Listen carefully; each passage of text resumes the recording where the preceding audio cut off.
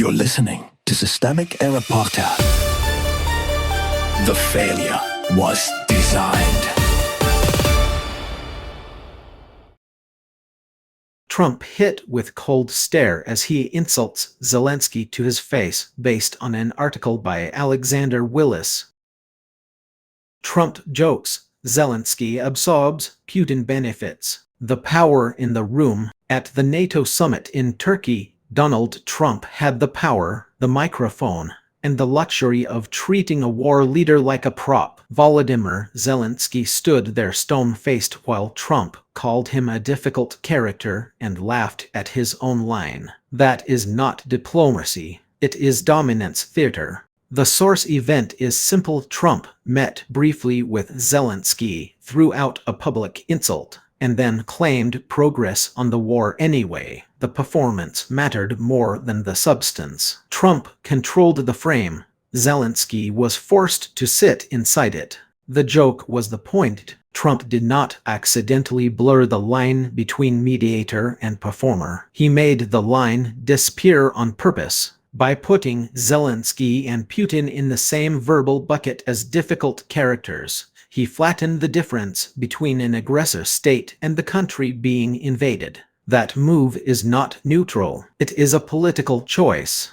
This is how authoritarian politics launders responsibility, reduce an invasion to a personality clash, then present the strongman as the only adult in the room. The insult is doing work. It makes Ukraine look like an obstacle rather than the victim of Russian aggression. Misdirection as method. The quote tries to move blame sideways. Putin starts the war, but Trump's language invites the audience to see difficulty as a shared defect, as if the central issue were interpersonal friction instead of imperial violence. That is the misdirection. It turns deliberate harm into a negotiation inconvenience.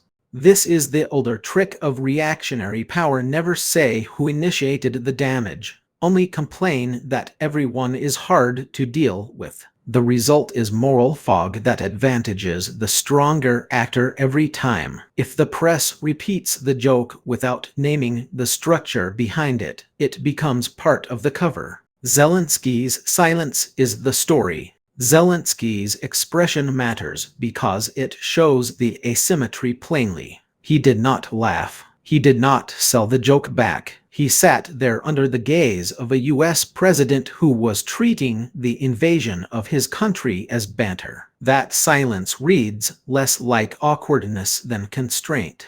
The real weakness in this scene is not Zelensky's face. It is the institutions that let American power pretend it can arbitrate a war while indulging the vanity of a president who sees every crisis as material for self-mythology. NATO becomes background scenery for Trump's branding exercise.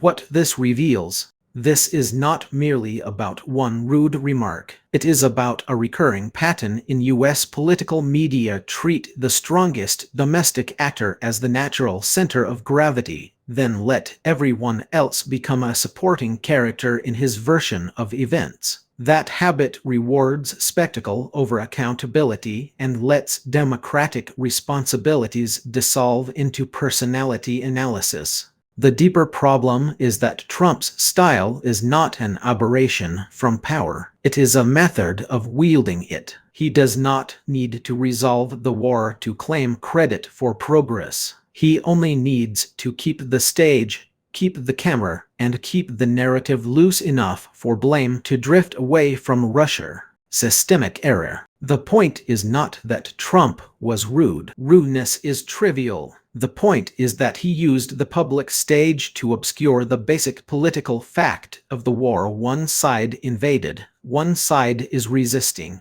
and one U.S. president chose to perform superiority instead of clarity. That is how democratic language gets corroded in real time. A serious pro-democracy politics does not accept this kind of false leveling. It names aggressors, identifies enablers, and refuses the comfort of jokes that smuggle power past accountability.